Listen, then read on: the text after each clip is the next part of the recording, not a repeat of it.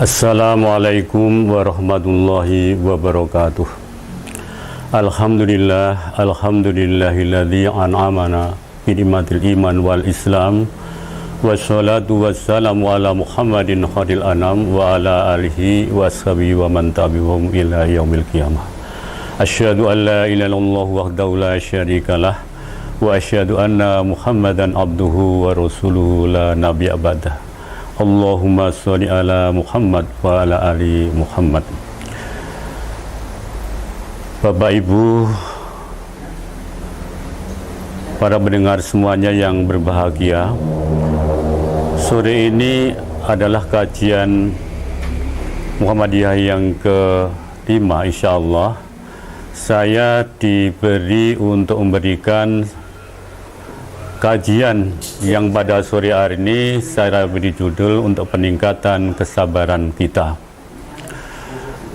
Tapi sebelum kita melanjutkan atau apa yang saya sampaikan, saya mengajak pada pendengar semuanya, marilah kita untuk tak henti-hentinya berusaha meningkatkan rasa syukur kita kepada Allah Subhanahu wa Ta'ala atas berbagai kenikmatan yang telah Allah limpahkan kepada kita semua. Sebagian kenikmatan itu yang betul-betul sore hari ini bisa kita rasakan. Kita masih diberi waktu dan diberi nikmat yang banyak sekali oleh Allah Subhanahu wa Ta'ala. Untuk ini marilah segala kenikmatan itu kita gunakan sebaik-baiknya untuk meningkatkan rasa syukur yang bisa membuahkan ketakwaan kita kepada Allah Subhanahu wa Ta'ala. Hadirin pemirsa yang berbahagia, hari ini kita sudah memasuki puasa yang kelima. Doa kita semoga apa yang kita telah laksanakan di bulan Ramadan ini betul-betul ibadah kita akan diterima oleh Allah Subhanahu wa Ta'ala dan mendapat ridho dari Allah Subhanahu wa Ta'ala.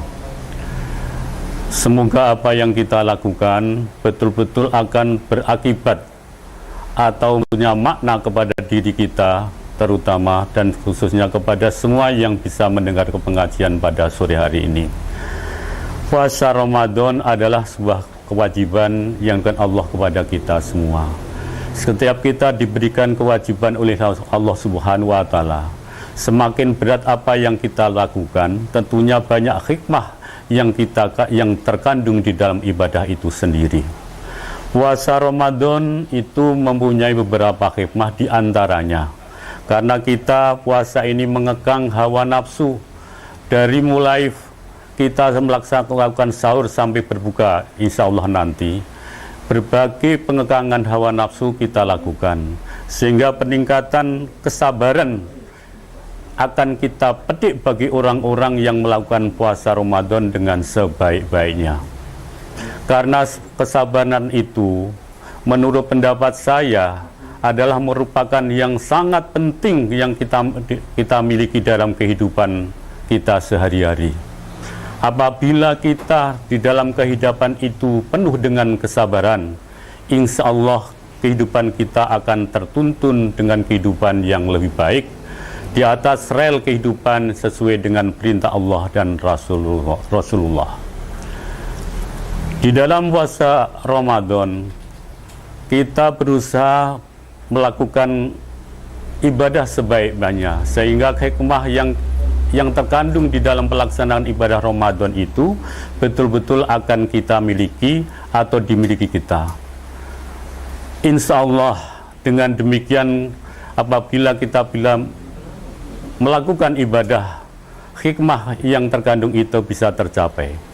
Di dalam firman Allah di dalam surat Ali Imran yang terakhir atau ayat yang 200 atau ayat yang terakhir, Allah berfirman, a'udzubillahi minasyaitonirrajim, ya ayyuhalladzina amanus biru wa sobiru wa robitu wattaqullaha la'alakum tuflihun, yang artinya kurang lebih demikian, wahai orang-orang yang beriman, tingkatkanlah kesabaranmu dan tingkatkanlah lagi kesabaranmu dan waspadalah.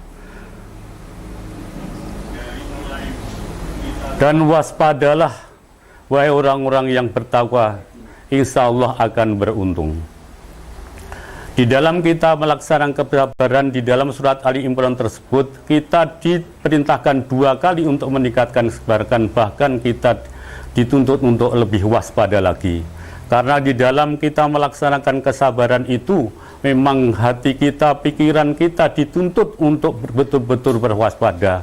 Sehingga apa yang kita lakukan, kegiatan yang itu bersifat ibadah maupun muamalah, tentunya akan memerlukan kesabaran yang tinggi. Sehingga di tengah-tengah kita melakukan kesabaran, ada hal-hal saja yang akan menggoda kita untuk keluar dari kesabaran itu. Maka di dalam surat Ali Imran ditegaskan bahwa kita di dalam melaksanakan kesabaran itu harus kita waspada. Insya Allah dengan demikian, apabila kita betul bisa melaksanakan apa yang kita lakukan dalam ibadah itu, akan tercapai tujuannya. Namun demikian, para pemirsa semua yang berbahagia, bahwa kesabaran kadang-kadang memerlukan jihad yang luar biasa. Karena di dalam hadis sudah diterangkan, innamas sabru indamas syubhatil ula. Sesungguhnya sabar itu adalah perbuatan pertama ketika kita mendapatkan sesuatu yang tidak disenangi. Kadang-kadang kita merasa atau mengatakan saya sabar, namun demikian setelah kita itu melakukan atau beberapa jam setelah kita itu menyadari apa yang kita lakukan itu adalah salah. Hal itu menjadi peringatan kepada diri kita sendiri. Kita bisa menitik atau menilai diri kita sendiri apakah kesabaran itu sudah dimiliki oleh kita semuanya.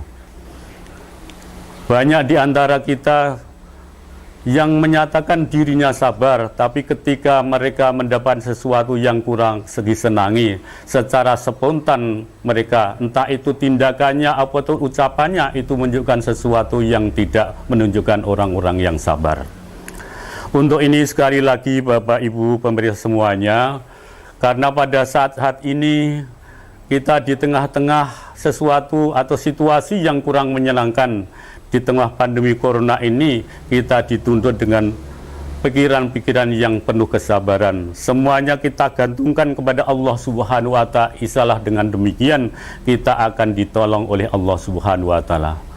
Sebagai firman Allah di dalam surat Al-Baqarah ayat 153, Allah berfirman, ya ayyuhalladzina amanus ta'inu bis-sabri was-salat.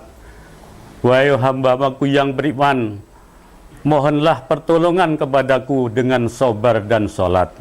Untuk ini betapa pentingnya kita itu punya diri yang sabar, sehingga semuanya apa yang kita mohon kepada Allah Subhanahu wa Ta'ala itu bisa diijabahi oleh Allah Subhanahu wa Ta'ala. Asalkan kita di dalam melaksanakan ibadah itu dilakukan dengan penuh kesabaran. Makanya kita di dalam melaksanakan kesabaran tidak hanya ketika kita itu mendapatkan anugerah, tidak hanya kita itu melaksanakan atau mendapatkan musibah, tapi ketika melaksanakan ibadah pun kita harus dituntut untuk penuh kesabaran.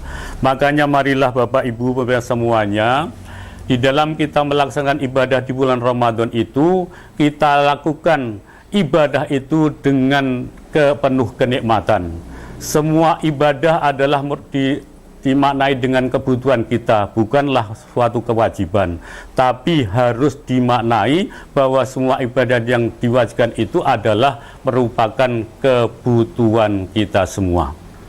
Sehingga kalau kita itu merasakan bahwa ibadah itu adalah kebutuhan kita untuk mendekatkan diri kepada Allah Subhanahu wa Ta'ala, insya Allah apa yang kita minta kepada Allah ini akan diijabahi oleh Allah Subhanahu wa Ta'ala.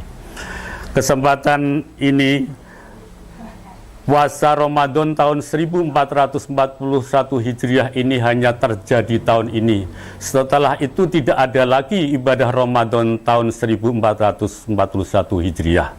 Untuk ini kesempatan emas ini harus kita gunakan sebaik-baiknya, karena di antara kita banyak saudara-saudara yang tidak memiliki kesempatan untuk ibadah di bulan Ramadan 1441 Hijriah. Semoga kita bisa memaknai bahwa ibadah Ramadan tahun ini adalah kita maknai bahwa ibadah tahun 1441 Hijriah ini adalah kita anggap saja sebagai ibadah Ramadan yang terakhir. Kalau kita bisa memaknai bahwa ibadah Ramadan 1441 Hijriah ini merupakan ibadah yang terakhir buat kita, maka kesempatan itu tidak akan terjadi di tahun-tahun mendatang.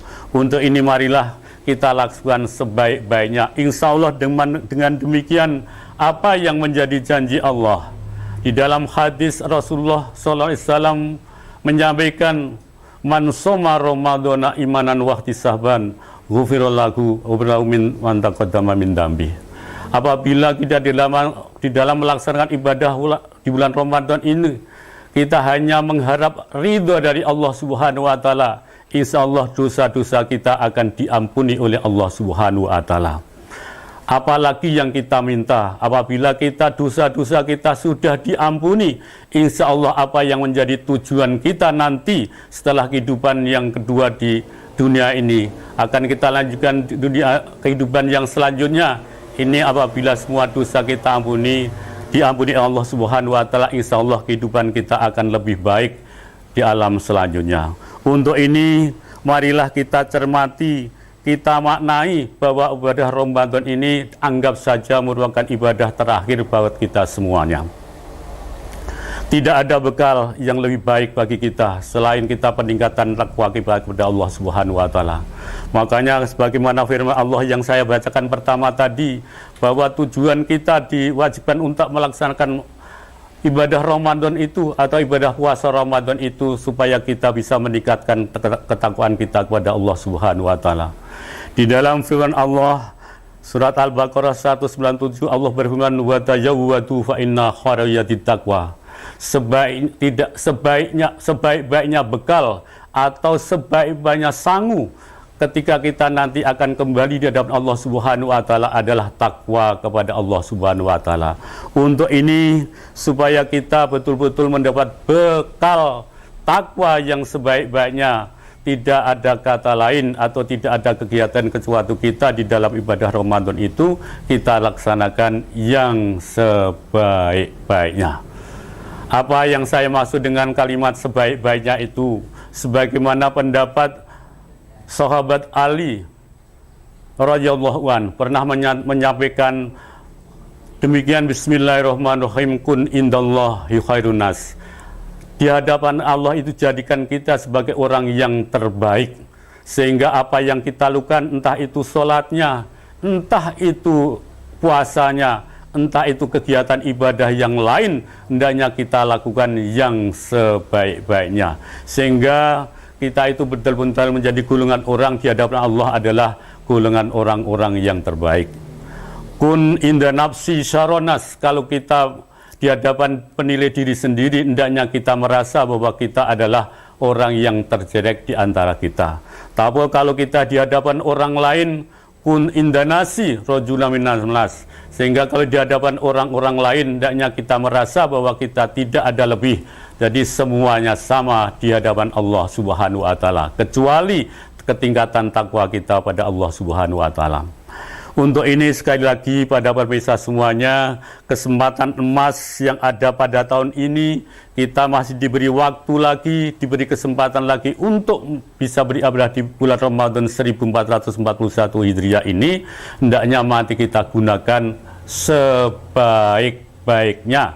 Semoga apa yang kita lakukan itu betul-betul akan diterima sebagai sebagian amal soleh kita yang diridhoi oleh Allah Subhanahu wa taala. Saya kira apa yang saya sampaikan demikian saja dulu, nanti kita sambung di lain kesempatan. Semoga apa yang saya sampaikan itu ada maknanya buat kehidupan kita. Kalau ada benarnya itu dari Allah Subhanahu wa taala, kalau ada kekurangannya semuanya adalah dari kekurangan saya atau diri saya sendiri. Demikian yang dapat saya sampaikan, kurang lebihnya saya mohon maaf yang sebesar-besarnya. Akhirul qouli nasru minallah wa fathun qarib. Assalamualaikum warahmatullahi wabarakatuh.